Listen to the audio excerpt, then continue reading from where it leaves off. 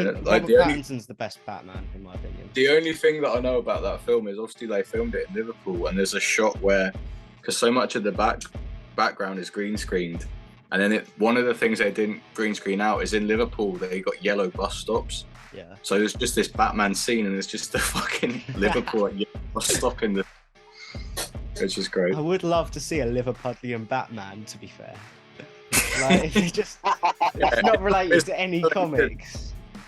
Till some scally down Bold Street calls you a goth nonce. It'd be great. It's like the fucking Titanic thing. It'd make the film 10 times more enjoyable if you just change like one small aspect of it. To be fair, I think almost every film would be more enjoyable if all the actors or characters were Scouse. It'd just be hilarious. Yeah, it would be. Scouse are Australian, I reckon. Yeah. Or Australian.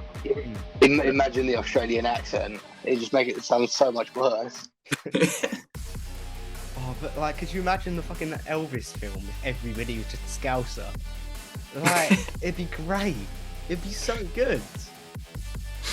Oh, that has to be like a company in the making, just taking films and making them Scouts. Scouts. Right, Dream collaborations. Who would you want to collaborate in the future? I'd love to collaborate with Kai Hansen, the guitarist and sometimes singer and songwriter in Halloween. That would kind of be like my dream collaboration. Yoki Berg from Hardcore Superstar, the Swedish band. He's an insane vocalist. They changed my life growing up. And Joel O'Keefe from Airborne, because Airborne, again, same as Hardcore. Fucking love Airborne. Dude, I fucking love Airborne. I saw them the first time at Download, and I was just wowed, just because they were just mental. Yeah, I've seen, they're the band that I've seen the most. I've seen them like 20-something times now. Yeah. Right, Tom, you got any other questions before the burning question? No, I suggest that we get onto the burning question. Okay. Right, you really don't want my fucking other segment, do you? We'll move on to the burning question then. Yes. We're not talking about Kent anymore, Riley. Oh, what's the question about Ken? No, it's not. It ain't a question. Right, thank you. He just likes to ramble on about Ken. I don't think I've ever. Shit. So, don't say that in front of him. He just say don't go. Oh, it'll be a quick segment, this one. So Kent News. It's my segment where I find the most boring fucking articles in Kent. Now this one was rushed because I had to get it up while we were already recording. But this is 10 reasons why Kent is the most boring place on the planet. Hello, welcome to episode 5 of the Uncentered Podcast. Or is it 4? Episode 5. Welcome to episode of Uncentered Podcast. I'm Riley, that's Tom, and we have a guest today, also Tom. Hey, what's up? Very nice to have you on. Very, very nice to have you on. Good to be here, man. Thank you for having me. No problem at all. Right, so we're probably going to jump straight into the questions. So, jumping straight into the questions. We always jump into the questions. So, how did the band come to start? Like, how did they first kind of form? So, basically, I was been playing in bands and stuff growing up, like all of us had. And then I left the last one I was in the summer of 2018, just for a few different reasons, you know, why people normally leave bands. And I thought if I'm going to do this again, then it needs to be the band that I've had in my head since I was a kid, and just like not it will take as long as it takes just to make, to me, like what would be the ultimate heavy metal band. And then it took like 2 years to go and find the other guys. Like when I started out, I didn't even have the intention of like really being like a writer for the band. But I had to start writing stuff and putting stuff together, like to show to people, to say this is the sort of thing I want to do. And then like went and flyered around bars and like rock bars and guitar shops and loads of shit online, and basically did these, like with some help, these like kind of fake festival posters where it'd be like the ultimate festival lineup, but at the top the name of the festival would be like Drummer Wanted or something. but it kind of worked a little too well because I'd share it at places and people would be like, "Oh fuck, like where's this festival? Oh, that must have been in like the 80s or something." Like, so yeah, that's the story of it, really. Too good to be true. Yeah. Yeah, but I've had a listen like the past, like since I'd contacted you, I'd actually had a listen, and to be fair, you're like the ideal band for me. To be honest. Oh, sick, man! Thank you. Just the exact type of music that I enjoy. Fuck yeah. Definitely. Moving on a similar note, I asked this question to everyone because I've already scraped the bottom of the barrel for originality. But so name origin, how'd you come up with the name of the band? Oh, so the name, like, it's the hardest part of being in a fucking band is finding the name. Like, I was, as I say, like that whole time that I was putting it together over the 2 years, didn't have a name or anything. And then in the lockdown, when that like kicked off, I bought a dictionary and a thesaurus, right? And I used to spend like an hour or two every morning like listening to music and like just reading the fucking dictionary. And then by the time that I'd finished, I had like about 150 names that I thought were cool. And then I swear to God, like probably all but about 5 were taken. And then the 5 that we had, it was like didn't quite suit the music, or like someone in the band wasn't keen on it. And obviously it's so important that all 5 of you are into the name. If you've got to go and stand in front of a fucking backdrop with it on, you know, every night. And basically it got to the point where I was so sick of it. Like, we were going to go and record the debut album. This is like January 2021. And in the December before that, I was like, guys, like, I don't want to go into the studio and record the album without knowing what the band's called. So we like, if we don't have anything by that point, I'm just going to find a name and we'll just go with it. And I did the cheesy thing of looking at like song titles and stuff, you know, that tunes that you listen to. And then I was looking for a metal playlist and there was Tailgunner by Maiden. And it was one of those where at first I was like, you can't, you know how like every name's kind of shit until it's not. Yeah. It was such that kind of thing. And I'm really glad that we went with that over like a few different others. Like, I think it really suits the band now. Oh, definitely Suits it. 100% suits it. I want to do this now because I forgot to do it before we started recording. Am I a good amount of loud? Because so many episodes I've been like dead quiet. So. You're fine. Great. Completely fine. There's nothing wrong. All right, wicked. All right, Tom. Right. Tom so yes, me, Tom. So what's your like go-to music at the moment? Like, I know you're quite into your heavy metal, but what's all like your go-to at the moment? Like recently, like I found this band from the 80s called Layout. They're from Sweden, right? And they have a song called, it's either called Wasting Love or Wasted Love. I think it's Wasted Love. And like it was such a fucking sick song, like it blew my mind. And then I went to check them out and they only ever put out that song with a B-side. So I've just been listening to those tracks a lot. And other than that, like my regular stuff, like a lot of Halloween, and kind of, you know, the new Wobbum things you'd probably expect. Yeah, but yeah, Maiden, Metallica and stuff. Yeah, like I must admit, I'm more of a Megadeth kind of guy. Do love a bit of Megadeth, to be fair. Yeah, good band. So music you listen to, I'm basically reading off a script. I say all of these like every episode, but do you ever listen to like just sit back and put on your own music just to chill to? Yeah, all the time, man, all the time. Like, but I guess I enjoy it, you know. That's why I wanted to do it. So it's a good thing that it's kind of like something that I want to listen to. It's normally when I have, because we all live in different parts of the country, right? So if I have a really long train journey, I'll just sit there and I listen to the album. But it's important as well because I did that when I was writing it. Like, I used to live in Portsmouth and I'd come up to London like all the time to see my girlfriend. And so my way of like writing the album was the first 10 songs that I wrote, like that was the album. And then every time I'd write one that I thought was better than any of the 10, it would like replace it.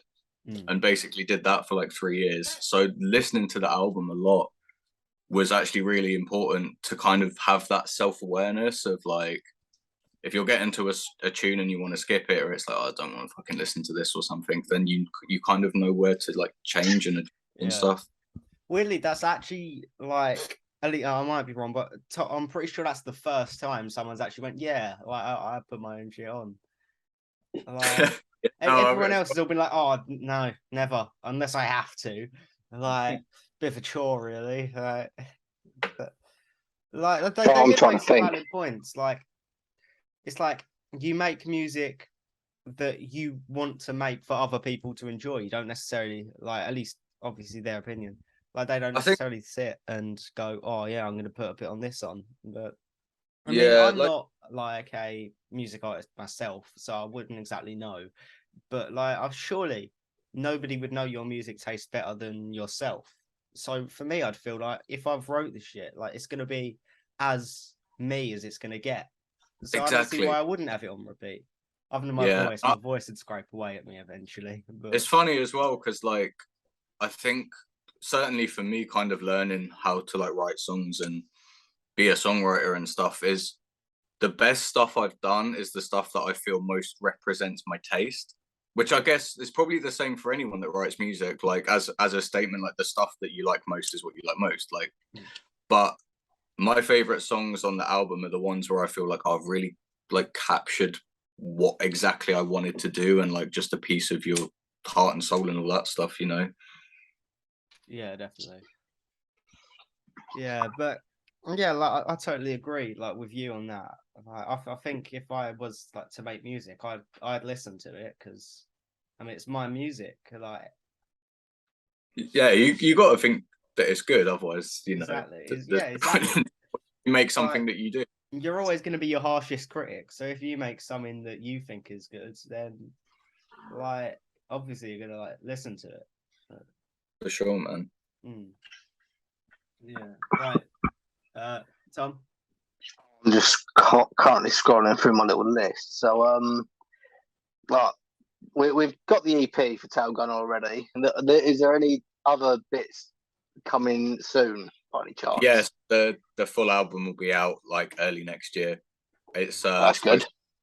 As long as everything's done by October, which we're on course to do, then the album will be out in March. Obviously, we have a new single this Saturday called White Death. It's like the fastest tune that we've put out yet. And then there's plans to do a couple more singles before the album. Yeah. Sounds good. Yeah. Great. So pretty much all of it will be out by the time it actually comes out anyway. That sounds good. I mean, White Death sounds like a fucking rapid song. Yeah, it is rapid. It's certainly that, man. I do cool. Like a good fast-paced song. Like it always goes down a storm live, so hopefully people love the studio version just as much. Yeah, sick though. Like I've always liked fast songs, especially like Through the Fire and Flames. I feel like I mention it every episode, but that song is, I just like how complete rapid it is throughout the entire thing. Like obviously probably the same as everyone. Like I heard about that song through Guitar Hero when I was a kid, and then I always remember it being like a really fun song, but I wasn't really into like basically into like metal. I was just more like an AC/DC, like straight up rock and roll kind of guy at the time. And then I kind of didn't listen to that song for ages and ages, and then I got into power metal and, you know, all the similar surrounding stuff, and I didn't really listen to Dragon Force or that song because it was kind of like, it's Dragon Force, you know. And then I was listening to Through Fire and Flames recently. I was like, you know what a fucking banger. Exactly. Right. But it's funny as well because obviously they had a lot of help from the video game, but like as a name, like they may not be the biggest band in their genre. Like Halloween and Sabaton and stuff are bigger live bands and they probably sell more records, but everyone knows Dragon Force, like of a certain age now because of Guitar Hero. Like they're a household name, which the size of that song, like no one's probably really done that in metal since like Enter Sandman or Walk or something. Yeah, definitely. Right. Yeah, it was from like the early 2000s from like proper metal that actually got like that big. Oh yeah, for sure. Like it's such just like a hype song. Like I always play it like if I'm arriving at a venue like right before like I've got a boxing match, I'll put that song on because I'm like, oh, this is the one that's gonna get like all the adrenaline rushing through. Like, Yeah. it's great. Here we goes with the certain playlists again. I was listening to just some of their other stuff, just in the car because I had to go up to Kent, with experience. But yeah, and I didn't know they made a I'm pretty sure it's Celine Dion cover. My Heart Will Go On, but in their style, obviously. And What? yeah, and I it's didn't. so I didn't know good. about this. It's Oh, so I've got to listen good. to this later. Like, it's completely different from the original, but in the way it works so well. But you can't imagine putting it over the Titanic. Like, it was definitely not. But I think like the scene brilliant. with everyone dying and stuff would probably look quite different if you had the power metal version of that song. Oh god, that'd be No. brilliant. I kind of want to see that now. Oh. Make it a lot more of a suspenseful film, wouldn't it? Yeah, It- I think it's like Titanic's already relatively suspenseful, but you put, That'd you make put it 10. Dragon That'd make it Force. 10 times more. Oh god! Like you got like the nice scene on the front of the boat in the background. You just see Herman Lee with guitar, just like Yeah, ready it is. Under from the water. Thinking he'd be stood on the end of it. Like. He's on the iceberg. Oh Oh man. god. That I would pay to watch that version of the film. You know, that's See- been my thing to watch recently. You know those videos that you watch at like 2 or 3 a.m. when you're supposed to sleep? Yeah. Like I've been binging like shit about the Titanic and like how they filmed it. And like in this obviously like this giant pool, and the replica was like 2/3 the size of the actual ship, but it was huge, and they had to like be able to tilt and stuff to do Yeah. the scene where it sank. And you know, and like you watch random shit like that, and then you wake up the next morning and you go back on the YouTube or something, and you're just like, what the fuck is my life? Like, why was I watching that? Yeah. It just scrolls through random videos like while you fall asleep. I think everyone does that though. Just like you'll find yourself just in a pool of complete random content, and like it's like you're in a trance, and you'll wake up and like I've sat here for like 2 hours watching various videos on how this was filmed, or like behind the scenes of the Dark Crystal, like, with the puppets. It's really cool actually. Yeah, I watched Labyrinth like a week ago because my girlfriend had never seen it, and then like I was like, "You fucking never seen Labyrinth?" She's like, "No," and then I was honest, I'm not a lover of the film. Dude, I forgot how funny that film is. But my mum and my sister love it. I don't really like. It's just. Hang on one moment, I shall return. Oh no, what's going on? Anyway, back to Labyrinth. Yeah, my mum and my sister like used to watch it all the time. And I think that's what made me just grow. I just don't really enjoy it anymore. I watched it like the first 1 or 2 times, and then just got bored of it because they put it on like every week. Yeah, fair enough. Yeah, no, it's just like because I've not seen it for probably like 15 years or something, and it's just you forget how random it actually is. Like, yeah, it just is a bit odd. Of anything, and then Bowie just comes in through the window with his like huge fucking groin in every single shot in the film, which is like it's a little bit weird, but like okay. It's a bit odd. It's like with Nightmare Before Christmas. My sister used to have it on probably I can't stand every that fucking. I'm glad I'm not the only one. I fucking hate it. Do you know what? But it wasn't even because I was like overexposed to it. I remember because you know years ago when like that film was just kind of the emo thing, and I was never really into it, but I'd seen the Jack Skeleton thing everywhere, and I was like, oh, like I guess like it's a massive film. I'll watch it at some point, and then it was on. And I just watched it. I don't enjoy it really. It's just like I don't mind the Tim Burton films. That one's just a bit. Oh, what I've got over enough. Not. Death. Oh, Nightmare Before Christmas is such a brilliant film. It's like one of my favorite films. It's so good. No, we're sitting here saying how bad of a film it is. So No, that film is sorry. brilliant. It's got But such a cool animation style. No, I love that we film. used to watch it probably every Halloween, and then my sister decided to make it. Oh, it's a film for every day of the month and every month No. of the year. That's how you kill a film. Yeah, Unless and it's then Star Wars, watch that shit on repeat. Oh, no, I'm more of the Marvel films. I'm more of the Marvel films. So I've never been into Star Wars, and my friend has been nagging forever for me to watch them. So I thought, right, I'm gonna watch the first one, like so I can get them in timeline order. It was about 20 minutes in. I did have to turn it off. Not Was that? Yeah, the Phantom Menace. That's probably yeah, not a very it was jumping really point. shit. I I know I it's didn't mind a really couple old, of but them. Jar Jar Binks just looks so bad, and he's such an annoying prick as well. No, it's awful. I hated it. Not good. I can't I really. didn't mind the Star Wars films. To be fair, I didn't mind them. The last few were terrible, but it is what it is. Yeah, I mean, I haven't actually watched the series, but they are meant to be good. So, It is which? the Book of Boba Fett was like Oh, that's okay, all right. and then the Mandalorian was meant to be really good. That was like their big selling point when they first dropped Disney Plus, wasn't it? So Yeah. and then was that I want to say it was Skywalker or something. I don't know. But, We won't work now. oh yeah, that was it. They're the same. I did start watching Sandman. That's so good. Sandman is really good.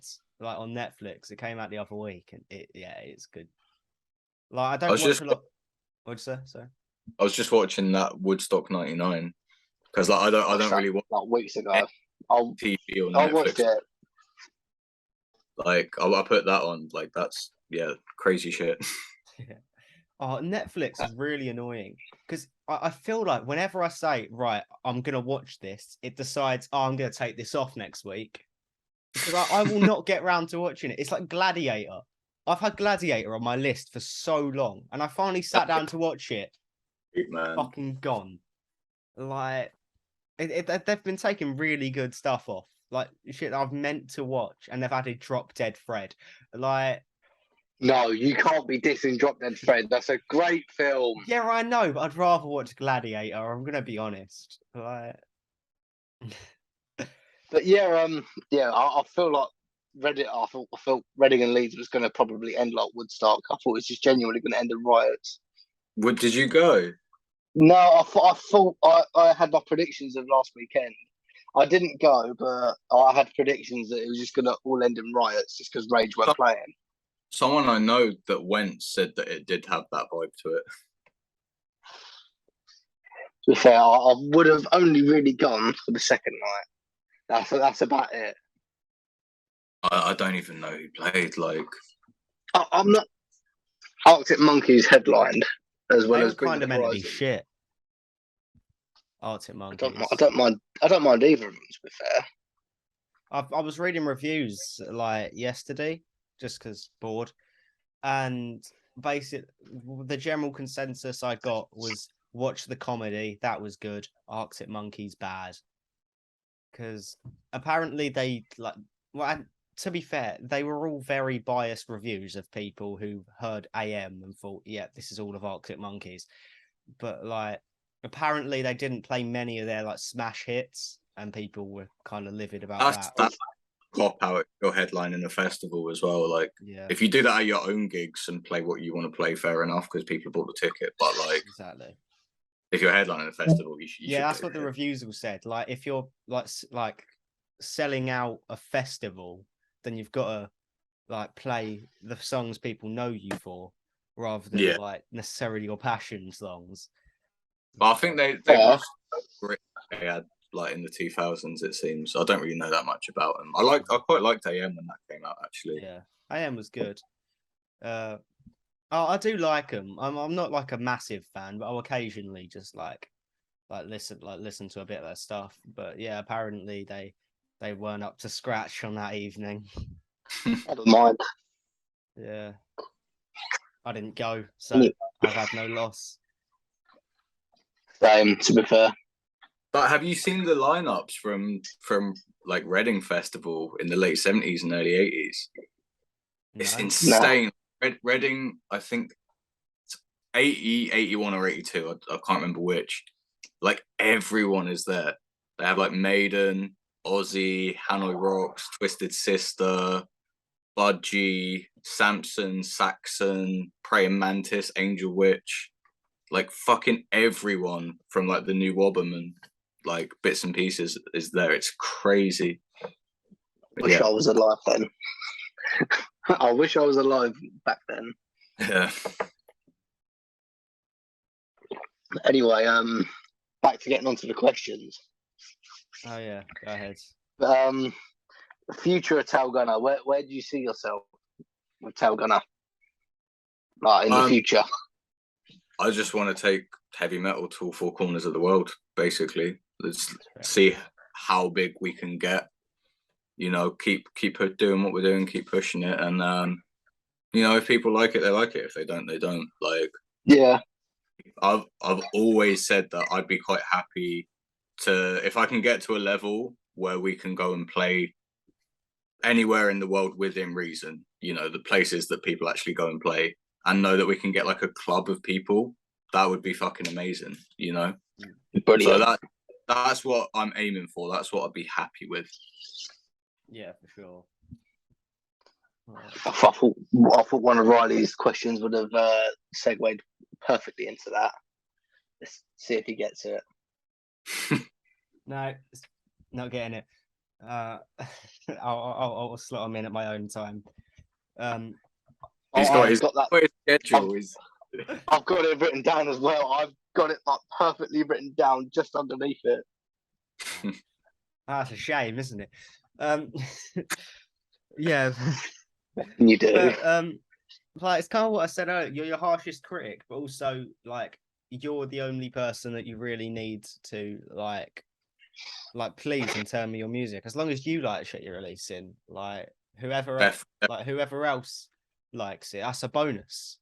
But if you're content in what you're like putting out, if you really like something that you're doing, then there's a very good chance that someone else will as well. Yeah, for sure, definitely. Right. Unless you're Biffy Clyro, then you should just stop. Yeah, unless you're Biffy Clyro. I was watching. There's this interview with someone that was in Sabaton. Like, they're not a band that I'm really into, but like it's I have a weird relationship with that band because I don't really like their music, but I just really like them as a band, if that makes any sense. Oh, yeah. I really like their thing and they just fucking do it so well, but the music's not really for me. But I was watching an interview with them and like when they started out and they were kind of playing like locally in Sweden and putting stuff, you know, I don't know if it was online or even at that point, but someone said to him, like, you know, like you guys are my favorite band. And that's what pushed them to go further and put more into it, because they were like, well, if we're that person's favorite band, like maybe we'll be someone else's favorite band, and like let's see how many people like. So, you know, you have to do what you really love, and then if you really believe in it, just push it as hard as you can. Absolutely. And hope that it sticks and that people think the same as you do. Yeah, that's definitely like the way to go about it at the end of the day. Beautiful, inspiring words. Put it on a t-shirt. How we doing for put on a t-shirt? How are we doing for time, Riley? Fuck knows. We about half hour, I think, possibly. We've got half an hour, or we've done half an hour. We started at past, so we've done half hour. That's good. We're doing good for time because, according to my little schedule, we're about halfway through the questions. So. Oh, well, I'm just about halfway. Yeah, I have a forbidden segment that I'll squeeze in if we're running time. But yeah, go on, Tom. Segment sounds filthy euphemism. It really does, but I'm just gonna have to roll with it. Tom, shoot your questions away. I've just gone on to the fun stuff now. All the serious questions are just done now. It's Oh, just all okay. the fun The stuff. shit house from here. Right, Dream you two go. collaborations. Who would you want to collaborate in the future? I'd love to collaborate with Kai Hansen, the guitarist and sometimes singer and songwriter in Halloween. Right. That would kind of be like my dream collaboration. Yoki Berg from Hardcore Superstar, the Swedish band. He's an insane vocalist. They changed my life growing up. And Joel O'Keefe from Airborne, because Airborne again, same as Hardcore. Fucking love Airborne. Dude, I fucking love Airborne. I saw them the first time at Download, and I was just wowed, just because they were just mental. Yeah, I've seen. They're the band that I've seen the most. I've seen them like 20 something times now. I mean, the most I've seen a band is Tied for me. I've seen The Treatment 3 times, like a little band that do a couple of bits, and then the Raven Age I've seen 3 times. Okay. Because I know people quite hate the Raven Age, but I just love them dearly. Oh, the Raven Age are brilliant. Yeah, very nice people as well. Do you know what? It might be another band with some bird in the name, but I think it's them. I think I've seen them when they played. I was in the Monarch in Camden like a couple of years ago or something now, and I'm sure that I saw him playing there. I'm sure it was the Raven Age. They're kind of like southern rock-y, and the singer's like got like he's either bald or got like super short hair. He's blonde, long hair. Ah, fuck! It's not them. It's not them. They toured with Alter Bridge the other year. Opened for them a couple of years ago. Yeah. They have got. Oh no, that's Steve Harris's nephew, right? Yes. Yeah. I was just about to say that. That's Steve Harris's son. Is it his son? Oh, okay. Yes, his son. I thought it was his. Okay, I'm not getting anything. I've had the pleasure of meeting him as well, and he's a very nice man. Who's Steve or his son? His son. Okay. Yeah. It's fun when you know they're bassist. So. Yeah. I know their bassist Matt. He's just a nice guy. Yeah. But it won't be tied very long for how many times Tom's been to concerts, because we're going to see Reckless Love next week. And The Treatment are opening. Yeah, me too. Yes, that should be. What one are you going to? Go on. Yeah, Tom. There's two. What? Huh? Yeah. What show are you going to? The Electric Ballroom. Oh my God! So are we. We'll see you there. We'll see you there. We'll see you there. I think our guitarist Zach is coming as well. So I'm sure. You'll see me here, me, Riley, and Joey Draper as well. I'm so hyped for the show. Like Reckless Love. Like, I thought the last album that they did before this, Invader, like, because I loved the first 3, and then I thought that one was really poor, to be honest, and I was pretty disappointed. And then they didn't do anything for like 7 years. And I thought that they were just like finished creatively, I must admit. And then they went and dropped fucking Turbo Rider. Oh, Turbo Rider is such a good album. It's such a good album. And it just came out of nowhere. Like, it's totally not what I've got down here. Well, like, fucking hell. Yeah. But the thing is, the lead single Turbo Rider is such a sick song in itself. And the thing is, as well, they're not even doing like glam metal anymore. Like the way that they've combined it with like synthwave, and like they have done something that's just totally new. And I think they really deserve a lot more credit than they've got for the last album. Absolutely. I reckon it's only a matter of time though. I hope so. I really do for them, because like, I mean, they had Monster on what's that show? Like, is it The Peacemaker? Yeah, I think so. I think you're right. Yeah, they had their song Monster on that, because that whole show was just like, the soundtrack was just sleaze bands. And then that's Steel Panther was on it as well. Yeah, there's so many fucking cool bands on there. But definitely. I thought like that's their most played song now, and it's like, I don't think it's anywhere near one of their best, to be fair. But I mean, it's great that they are getting bigger and bigger, and like playing Electric Ballroom headline in there is pretty big for them, I guess. Like it's really nice Sure, that yeah. they still Yeah. grow like Yeah. 13 years after the But it debut is album. it's such a brilliant album. It's Like, fantastic. I can't name a song that I would like skip. Like if No. if I'm just casually listening, like I'm leaving them all on. Yeah. Like as Outrun's one of my favorites. Oh, Like Outruns. it's such a good workout song. That's the thing, because it's like one you'd see in like a Rocky montage. Like Yeah. it's got that whole feel with like dramatic panning of him skipping. Like Yeah. you can see it. It works so well, and it's great. We were listening to that album so much on like both of the tours that we've done so far, and like we all really love Kids at the Arcade. Oh, that's such a good song. That's one of my favorites on the album. Film, brilliant song. Yeah, it's one of ours as well. Yeah, Right. I think they're playing like most of the album as well. Yeah, I've looked at the 90% sure they're going to open with Turbo Rider. Yeah, I think they do. Yeah, like 9 times out of 10 they do, which is sick. Part of me kind of wishes they ended with it, because I feel like it's not going to get, at least in my opinion, that's one of the best ones that it's going to be to hear live. Like, so part of me kind of wanted to hear it last, because it's such a good live song. I guess it's some classic. Like, I don't know if they're playing Beautiful Bomb, something like that. Might do. I don't think they're playing much from Spirit. But I do like that. I like Spirit as well. I like Spirit. I like quite a few of the songs on there. Yeah. No, they're a great band. Yeah, they've got a good couple of support acts with them as well, obviously. Oh yeah, yeah. Sure. Yeah, I know Treatment and Collateral. I'm not the biggest fan of Collateral, really, but I'm a big old fan of the Treatment. Yeah, like the Treatment, like I saw them so long ago the first time, because the first band I was in, our guitarist's dad's mate taught tag guitar. Really? And we were like, they were like, oh, like you should come and see this guy's band and stuff. And they were opening for Little Caesar at the Underworld. And this is 2011, like early 2011. I don't think that they had the Power Age deal yet with Classic Rock Magazine, but I might be wrong.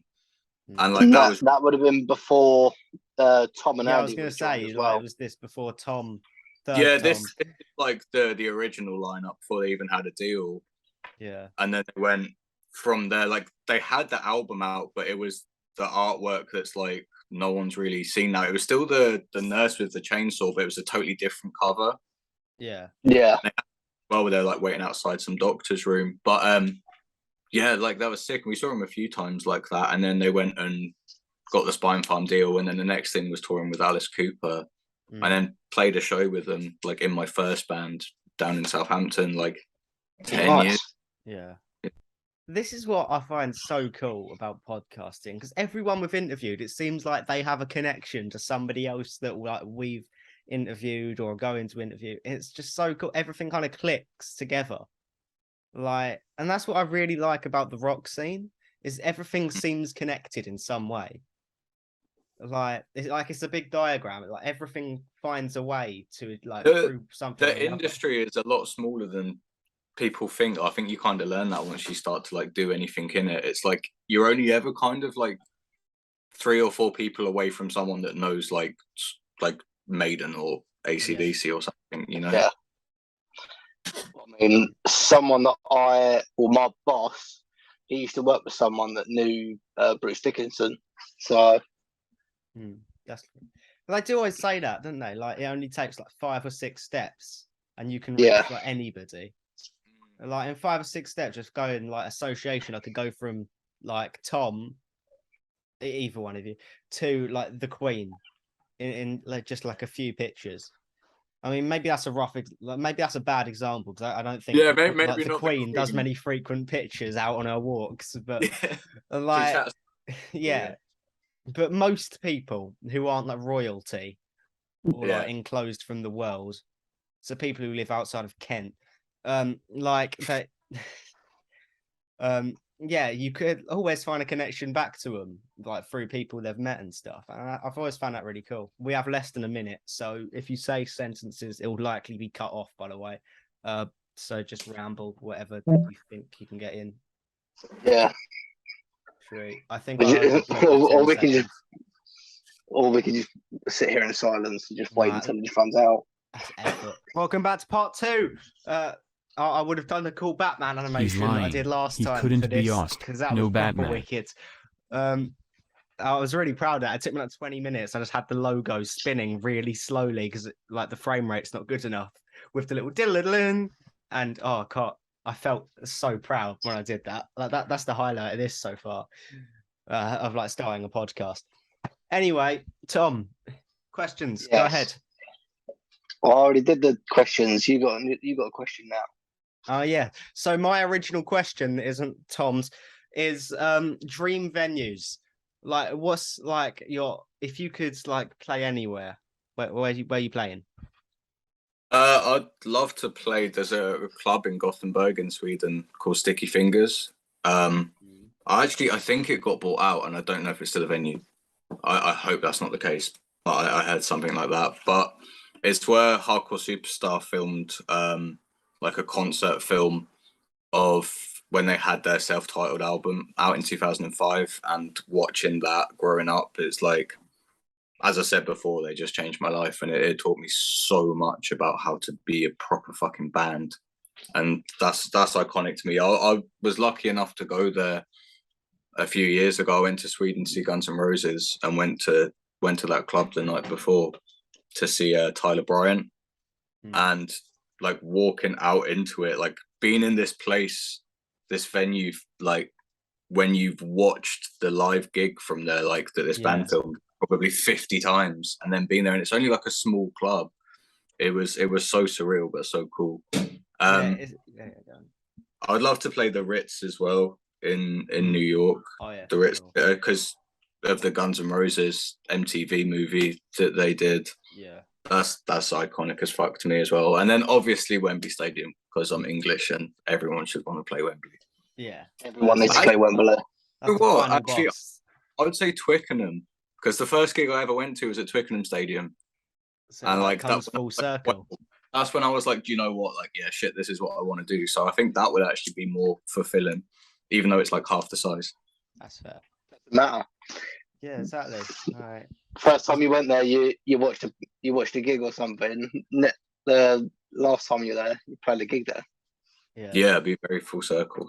Exactly. Yeah, but like, what are you saying? Like, of like seeing these iconic videos in these and like being able to play at that same place.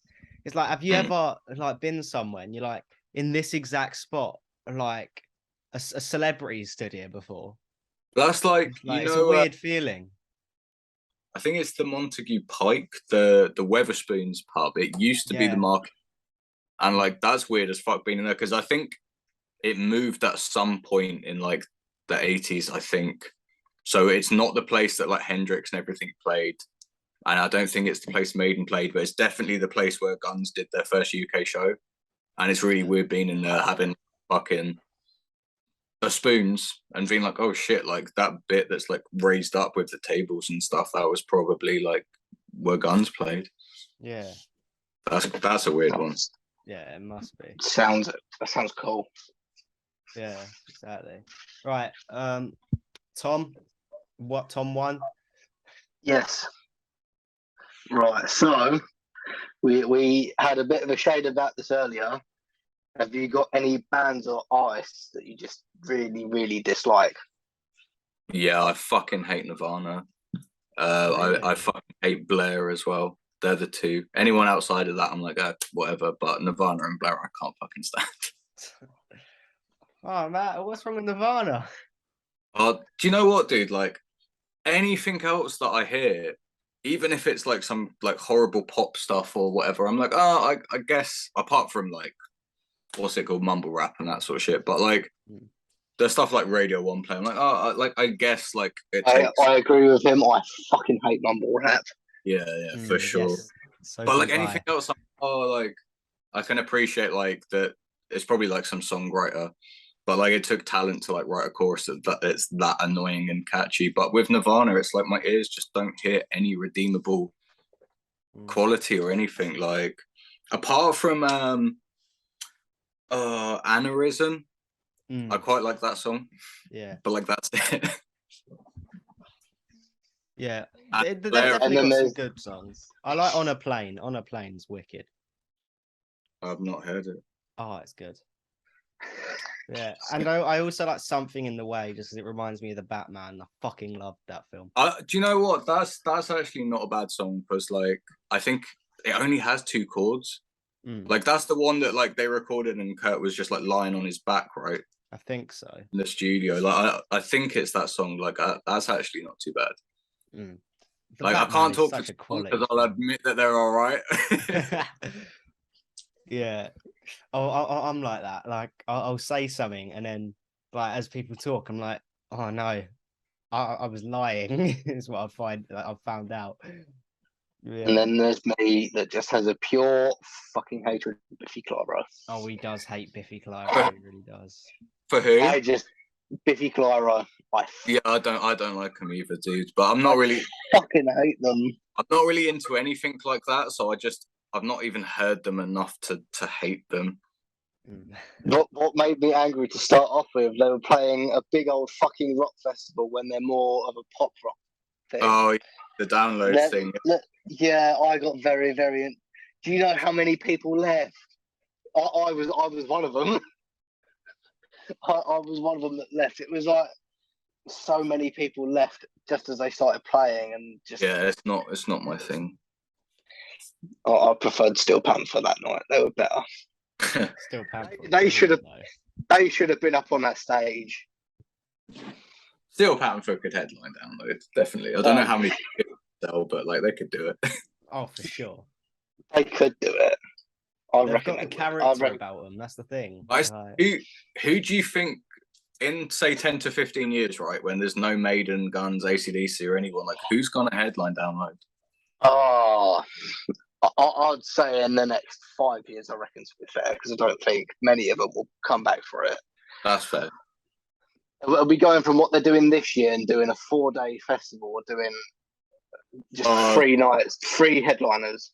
Yeah, like 3 headliners, like. Oh. So very, very. The thing is, I feel like that scene is nowhere near the scale that it was like 10 years ago, like 10, 20 years ago now. And so I feel like it's just going to get more and more difficult and more indie. I hope not. I feel like that's the way it's going. Because I find probably 10 new indie artists to like one really good rock artist. And I mean, some of indie is all right, but I just it's not my thing. Is cool, like, but then everything was cool in the 80s, even pop music. Good point. I really like when people. Hang on, yeah. So go ahead. I'm still thinking about this question that you just asked. I'd probably. Just the other day, and like, this isn't bands that I like necessarily, but it's just bands that I can see doing it. I think Ghost have to be there. Oh yeah, because they're in the band now, right? Like, so lately I've seen so much on Ghost, and they're so quality. Do you know what? Like, they're one of those bands a bit like Sabaton, where like I'm not that into them, but I think Tobias Forge is a genius. Oh, for sure. So, and then probably like Avenged Sevenfold. Like, oh yeah, definitely. I really fucking want them to headline next year. They've headlined once, and I want them to do it next year. But I seem to think that Vended is going to headline not so. I wouldn't say soon. I'd say in the next 5 to 10 years. Corey Taylor's son is just brilliant. Yeah. Like, I guess going to be around for a while longer as well. Yeah. I feel like that he'd take over Corey Taylor, to be fair. Like if they could probably, to be fair, do like the Sons of Slipknot. Like not even a cover band, like just a band that sounds similar. Yeah, for sure. They do sound like father and son. Like you can tell. Like they're very similar in sound. But this might be a rogue take. If they release more music more frequently, WHV Mammoth could could definitely be right up there in my opinion. Because I don't see it happening. really, Yeah, like just it's hard exactly to say why. I don't see them getting that big. Like not like headlining down low. Like I don't think he's gonna like fill arenas or stadiums. I feel with like his... they could, but they need to release more shit. But it's like I would fucking love to see Airborne headline download, but it's never gonna happen. Yeah. Just because they're never gonna be of that size, which is a shame because they should be an arena band. They deserve it. The most stupid answer ever. Hailstorm. Hailstorm needs to headline. I fucking love Hailstorm. They just need to headline. They just need to headline it 1 year. I'd be very happy with that. If it's about like who I'd want to headline, then that changes because like I don't have to be realistic then. Yeah. Like everyone we've interviewed, I'd love to have like headlining because we interview people who we think, oh, these are fucking wicked. These, so like, I mean, you're on it right now, like because we are guys, their music, they're pretty quality, aren't they? And like, it's just I feel it's harder as like a rock band to get to like a scale that they may have been in like the 80s now. Oh, for sure, man. It's easier to distribute music, but it's harder to like get people to take it in. And because there's so much of it, it's like in the 80s, like a new band had come along and you'd get, I guess, kind of like 70-80% of the people, like say when Metallica got big, like probably 80% of people in the world that are into metal could all sort of get behind Metallica, right? Yeah. Whereas today, like there's so much fucking stuff out there that you're never gonna get more than like, you know, like figuratively a handful of people behind your band to push it up. Yeah. So, but it is what it is. Like, obviously, can still go and get big. Like, and I think playing like classic metal as well. Like I said, I'm not that into Ghost, but I think they've kind of proven that you can play like old school rock or metal and still get to that level. Yeah, for sure. All right, that's the thing as well. Like, there's a lot of bands around today that play like this old school heavy metal that are kind of, it's like I said before, like you can be true metal but still like write catchy songs and want to be on the radio, be really big. Like there's too many people I think that are just like, oh no, like it's supposed to be for clubs and it's supposed to be like kind of obscure and stuff, and it's like, yeah, that's cool, there's loads of cool bands like that, but like that's not why I do it. You know, it's like Lemmy said, like with Motorhead when they got signed and someone said, oh, they sold out, and he's like, what the fuck do you think I was doing it for? Yeah. So this is you said Lemmy and it made me think about the film, so I'm going on a bit of a tangent here, but we've had some really good artist movies lately, like the Elvis film. That was like so cool. The Elvis film was incredible, man. Like I was actually, I'm not too proud to admit that I was like tearing up at the end of that. Like it was so sad. There's another one coming out, but I don't remember who it's for, but I saw it advertised. I don't know. And it will Weird Al Yankovic. Yes. It might. I've seen that advertised, and it's got Daniel Radcliffe in it. Yeah. That does look quite funny. It does. And there was someone else. Hang on, I'm going on time. Let me Google it real quick. You can discuss one moment. There's a film coming out about Dio, but it's not like it's not almost like acting. Yeah. But to be fair, out of the biopics we've had, we've got a good couple. Obviously, we got The Dirt. The Dirt is such a brilliant film. Only because you like Machine Gun Kelly. No, right. I thought it was really interesting, and it made me read all of Nikki Sixx's books, and they're really interesting as well. So The Heroin Diaries is it? The Heroin Diaries is such a brilliant read. Have you read The Dirt though, the actual book? Yeah, well, I got it on audiobook, but same. Okay, yeah, that's just as good, yeah. Yeah. Because the amount of shit that they left out of that film, because it would probably have been illegal to actually film stuff like that. Oh yeah, for sure. Fucking hell, man. Yeah, but all of like Nikki Sixx's book, like This Is Gonna Hurt, and his new one, The First 21, they're all so interesting. And it's like after I watched The Dirt, like reading the books after you've watched The Dirt, it's like because The Dirt is such a compressed form of it. Yeah. Like you can't tell 3 books worth, especially when you split it up over 4 main characters, like of somebody. So as you read in the book, it's like it explains a lot, like of what you see in the film, like especially like even in the opening scene where he's listening to a fucking song, and like where he like, T-Rex. yeah, yeah, T-Rex, that, yeah, and That's right. yeah, and he like gets his mum apprehended. Like when you read those books and like you go really in depth into like how much shit like he actually like sat through, it's a bit more like, oh, like yeah, that's fair enough actually.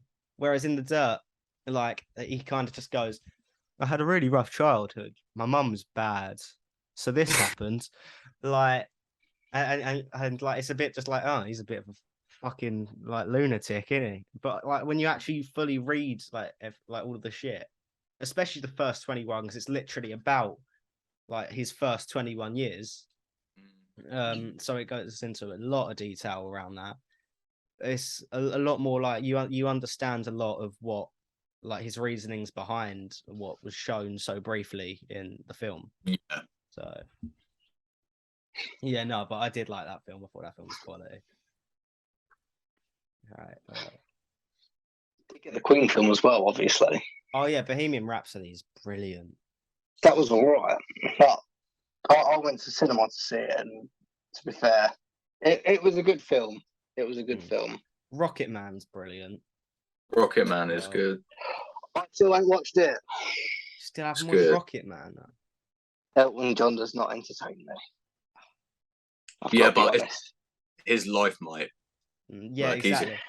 I've like- never really been massive into Elton John's music. Like, I don't think it's bad. It's just not something I listen to daily. But it's really interesting, like actually watching him, because he's an interesting guy. It's good. I do love biography films. He's definitely a very interesting man. Yeah, for sure. Okay. Yeah, but biography films are just really interesting to me. Like, Yeah. like seeing the insight, because they are always like you see, oh wow, they really fucking struggled, and it's because people aren't built for that limelight. Like people aren't built to have these like millions of people all saying what they think of you at all times of the day. And did you watch the series on the Sex Pistols? That was cool. I haven't. I need to watch it. Good. It's not like it's not the most truthful biopic, but it's really entertaining nonetheless. Yeah.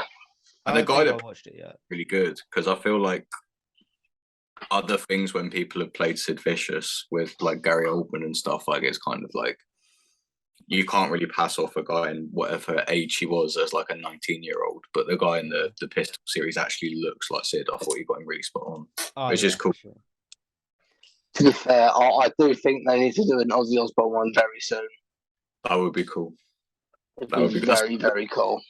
As well, when the guy that's playing Ozzy and they're by the pool and he like snorts the line of ants and stuff. That would be the perfect person to play him as well. Yeah. Sure. This isn't music related, but fuck it. Because we're on the subject of playing. Me and Tom were talking today because like Shazam's coming out soon, and The Rock shouldn't be playing Shazam. Like I don't think he fits the wrong way round. You mean Black Adam? Black Adam, that's the one. Yeah. They're similar, right? And I think the guy who played Thanos would have been so much better to fucking play Shazam. Like I reckon. I mean, obviously I haven't seen the film yet because it's not out, but I reckon he would have been a better fucking suit just off of like looks, like and just like record. I honestly like I don't really know anything about like superhero films and like comic book films. It's not really my bag, so I couldn't really have an opinion on that, to be fair. Really? Yeah. I honestly. Yeah, you've hit a road stop there, Riley. You've hit a road stop there. I am. Sorry, like I would say if I knew, but I don't want to say something that I just know absolutely nothing about. To be fair, I think a lot of people are kind of like falling out of like superhero films at the moment. especially because Marvel's been a bit shit lately, and You got a point. DC doesn't release that frequently. So, like at the moment, the genre is struggling a little bit in my But opinion. here's a thing though, like that I can say about it is because I'm not into those sorts of films. For people like you guys that are, does it not get really fucking annoying when there's like a different guy playing the same character every 4 or 5 years? Yeah. Yeah, that is like I would find that really weird. Like if I was like really into the films, like yeah. It makes It's sense like- with Spider-Man in the way that like it's all separate like stories, like it's not one person, which is like how like you've seen in No Way Home and like Spider-Man. because I know they have like different universes and stuff, and it's not necessarily like at all related. Exactly.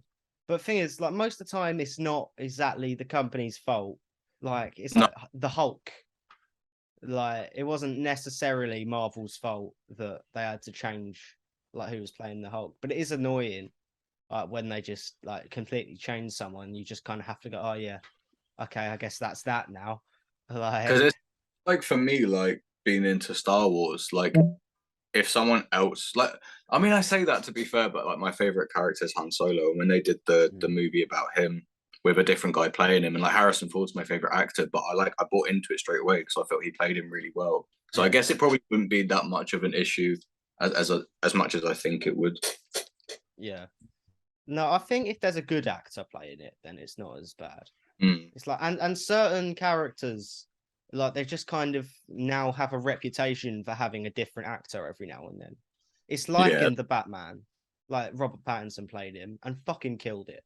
Like Seen it. Like Robert Pattinson's the best Batman in my opinion. the only thing that I know about that film is obviously they filmed it in Liverpool, and there's a shot where because so much of the background is green screened, and then one of the things they didn't green screen out is in Liverpool they got yellow bus stops. Yeah. So there's just this Batman scene, and it's just the fucking Liverpool bus stop in the, which is great. I would love to see a Liverpudlian Batman. To be fair, like it's not related to any comics. Till some scally down Bold Street calls you a goth nonce. It'd be great. It's like the fucking Titanic thing. It'd make the film 10 times more enjoyable if you just change like one small aspect of it. To be fair, I think almost every film would be more enjoyable if all the actors or characters were Scouse. It'd just be hilarious. Yeah, it would be. Scouts are Australian, I reckon. Yeah. Or Australia. Imagine the Australian accent. It just make it sound so much worse.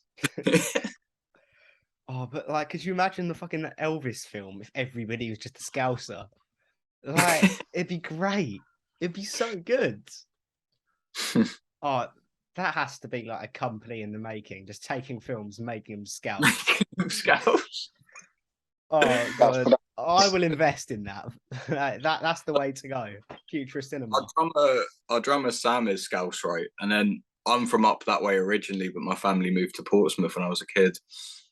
And our guitarist Zach, like he's not familiar with like he's better now, but he's not familiar with like any sort of Scouse slang. Oh. And I'm like, I was like the interpreter, like halfway point between him and Sam. Like you know, we'll be on tour. Yeah, and Sam will be like, lad, where's me trabs? And Zach's like, sorry, what? Trabs? And I was like, it's his shoes. And he's like, what? So he's picking it up though now. He's getting the hang of it. He says scran and stuff now. So he's getting there. Yeah. But we even say that down here. Yeah. That's just kind of grown to the whole of the UK saying it now. Yeah, pretty much. Yeah, but yeah. So moral of the story: Scouse, make everything Scouse. If you go on YouTube, there's Scouse Rugrats and like Scouse Toy Story and all sorts. They are dead fun. My friend used to watch it all the time. Oh, that reminds me. I know what you mean because I remember he sent me a video and it was Scouse Fireman Sam. Oh yeah, that's. It was just absolute fucking shit, but fucking funny.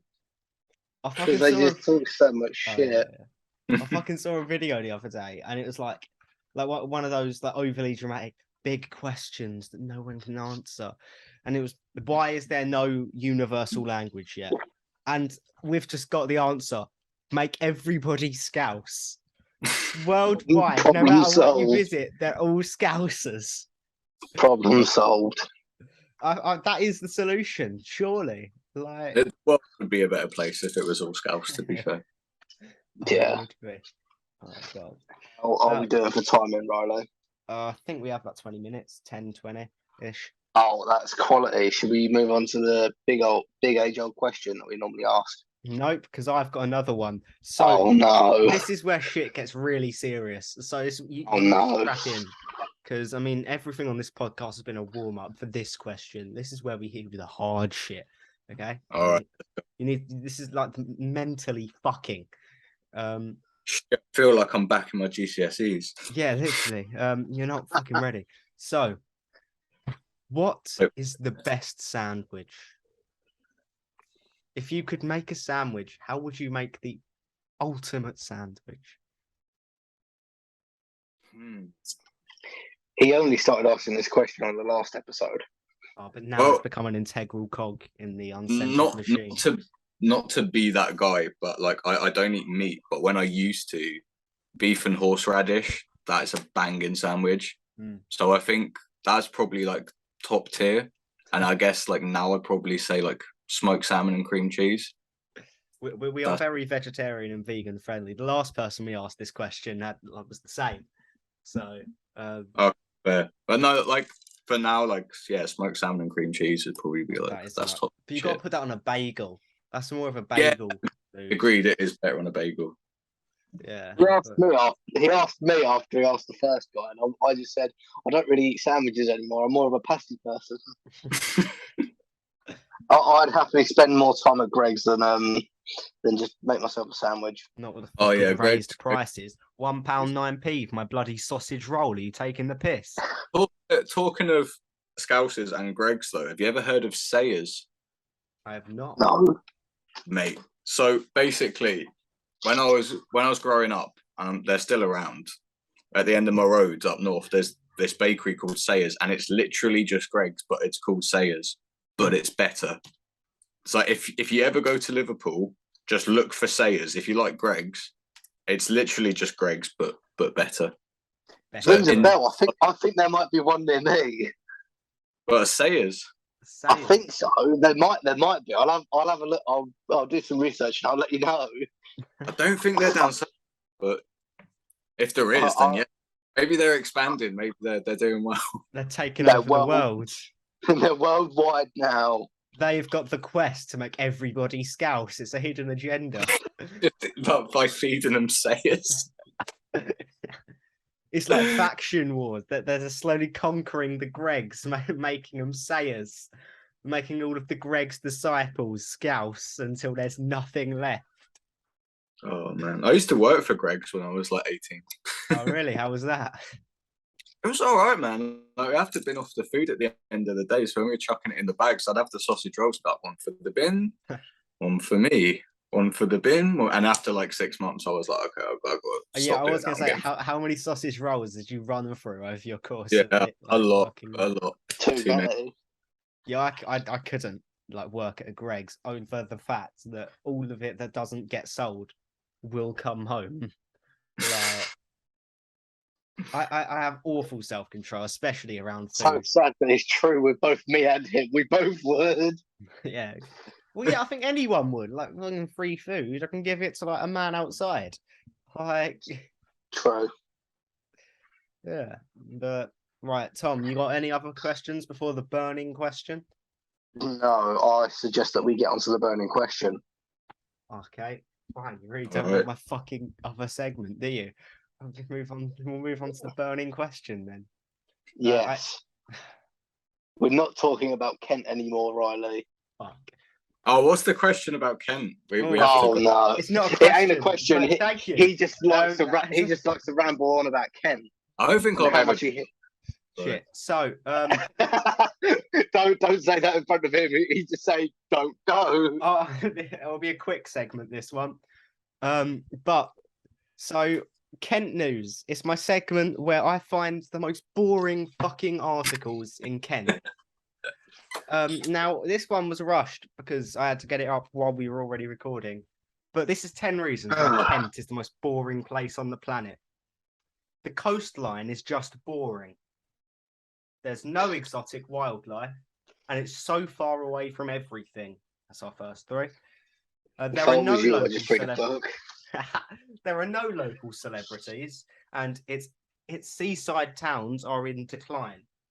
So we're only halfway through, and already you're thinking, why would I ever go to Kent? I do not know, I reply. The shopping is awful. It's just full of fields. Who likes fields? There is no architecture. The nightlife is non-existent. What do you do at the night? You disappear. Everybody goes to recharge. They're all androids, right? They go to their little charging pods every night for another day of Kent work, and it rinses and repeats. The vicious cycle. On that note, we'll go to the burning question now. We'll go to the burning question. I've had enough of Kent for this. I bet that was your favourite segment so far. No. It's great. And finally, so you can have anybody, dead or alive, make your dream band. You have to have at least the core fundamentals of a drummer, a bassist, a guitarist, and a singer. You can have a second guitarist. You can have a keyboardist if you want, and they don't have to be like what they are. You could like just decide, oh yeah, I want Miles Kennedy on the trumpet, and we'll accept it. Okay. And you don't have to be in the band, but you also could be. Okay. So I would have Axl Rose on vocals. Okay, he's my favorite singer. He's my favorite musician. So he would be on vocals. Makes sense. I'd have Richie Blackmore on one guitar because I love Rainbow. I just love Blackmore's playing. I would have Malcolm Young on the rhythm guitar because he's the best rhythm guitarist ever. I would have probably Marcus Grosskopf from Halloween on bass because his bass lines are just absolutely ridiculous. Like he plays like neoclassical parts underneath like metal just on bass, like fucking insane. And on drums, I would have Mickey D from Motorhead, King Diamond, Scorpions and stuff because he's my favorite drummer. And then I guess if you could have like random people, then you probably have Paul McCartney, but just he can be on like keys that aren't plugged in or something. He can just be there for his songwriting. He's just a hype man. Yeah, Paul McCartney is the hype man. Yeah. He's just on stage triangle. Just sitting over a little triangle. Yeah, that would be brilliant. That would be fucking quality. Yeah, solid band. Tom, I hope you wrote it down. Yeah, I did. So Axl or Marcus Grosskopf, Malcolm Young, and Mickey D. Wicked. Right. Yeah, I've got it all down. It's all on my notepad. To be fair, it's better than my band. To be fair. Okay. Now you're asking. Tom, did you not write yours down? I mean, to be fair, like it's in my notes. I can. Random people, it would literally just be the original Guns N' Roses. I know exactly. I remember exactly who it was because I remember fucking up and putting Tom Morello on the fucking bass. Oh yeah. And then when I'll change that after, and then changed it. Yeah, so Tom wants to do a nice battle of the bands thing after a little bit to like pit everybody's together to see who'd come out on top. No fucking clue how he's gonna do it. What are we gonna do? Get fucking Paul McCartney to like play a fucking triangle? No, it's delusional. Figure it out. How are you gonna do it? We'll figure it out. We're just gonna call all of our good friends up. Oh yeah, look, it's the world famous Uncensored podcast. Do I come into my front yard for a slow jam with fucking Freddie Mercury? It's not gonna work, Tom. Right. Anyway, book them and they'll come. If you tell each of them that everyone else is going to be there, then like genius. Like, good point. And be like, hey, like Blackmore and McCartney are going to be there. You should come. You'd be like, oh, okay, and then tell the others, like, yeah, it'll work. It'll work. Have Yeah, faith. he would. Well, I'm sure Tom has a plan. He's always very well thought out about things. I've got a plan somehow. Hmm. Back to my band. I've remembered it off the tip of my head now. I had Steven Tyler on vocals for some reason, just because Aerosmith decided to be a part of it. I had Tailgunner Gray as a guitarist. I had Jason Hook from Five Finger Death Punch. And then I decided to put Tom Morello on bass, but then changed it to Rage Against the Machine's bassist because I completely slipped my mind that Tom Morello doesn't play bass. And then I put the good old Rev on drums just because he's probably one of my favourite drummers. Fair enough. Yeah, I remember I put Miles Kennedy in vocals. I had Herman Lee on guitar, and then with a dual lead, I had Jimi Hendrix because Nice. fucking why not? I had Bill Ward on drums, and who the fuck did I have on bass? Don't ask me. Yeah, I've completely forgot who I had on bass, so I'm gonna say I said Nikki Sixx. You anyway. Yeah, I had someone on bass. They probably knew how to play it pretty well. But it's fucking 11:15 now, and my brain is now mush.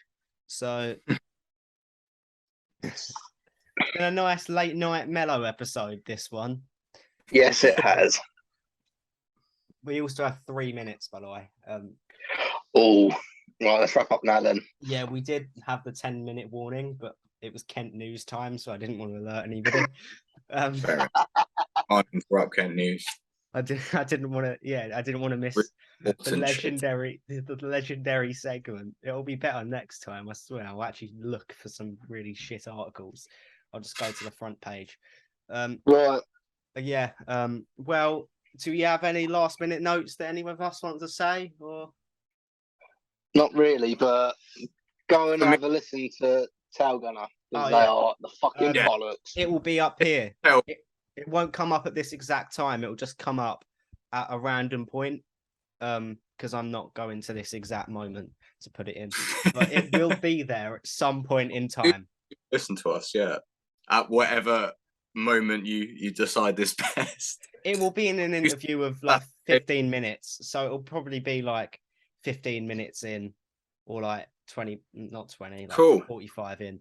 But point, you'll be in there. Go stream them. They're proper class. They are, and watch our shit as well because please. Watch their shit. Listen to our. Yeah, exactly. Please like and subscribe because I say that now. Please leave a comment just saying who your favourite Tom is. I'll put a straw poll. You can vote on the straw poll and who's the best Tom. Yeah, but thank you very much for listening. I've been Riley. That's been Tom. That's also been Tom. Thank you very much and good night.